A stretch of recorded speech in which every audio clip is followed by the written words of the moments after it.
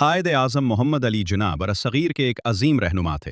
वो एक बहादुर, ईमानदार और ज़हीन इंसान थे, जिन्होंने मुसलमानों के लिए एक आज़ाद वतन का ख्वाब देखा। मोहम्मद अली जिन्ना 25 दिसंबर 1876 को कराची में पैदा हुए। बचपन से ही वो पढ़ाई में बहुत अच्छे थे। वो खामोश तबीयत के मालिक थे, मगर उनके अंदर बड़ा अज़्म और हिम्मत थी। उन्होंने आला तालीम हासिल की और एक कामयाब वकील बने। उनकी बात में वज़न था और लोग उनकी दयानतदारी की बहुत इज्जत करते थे। जब उन्होंने देखा कि बरसग़ीर के मुसलमान अपने हुकूक से महरूम हैं, तो उन्होंने उनके लिए आवाज़ उठाई। वो चाहते थे कि मुसलमान आज़ादी, इज्जत और इंसाफ के साथ ज़िंदगी गुजार सकें। मोहम्मद अली जिन्ना ने दिन रात मेहनत की, जलसे किए, लोगों को मुत्तहिद किया और एक अलग वतन के लिए जद्दोजहद शुरू की। ये रास्ता आसान नहीं था। उन्हें मुखालिफत, मुश्किलात और बीमारियों का सामना भी करना पड़ा, मगर उन्होंने हिम्मत नहीं हारी।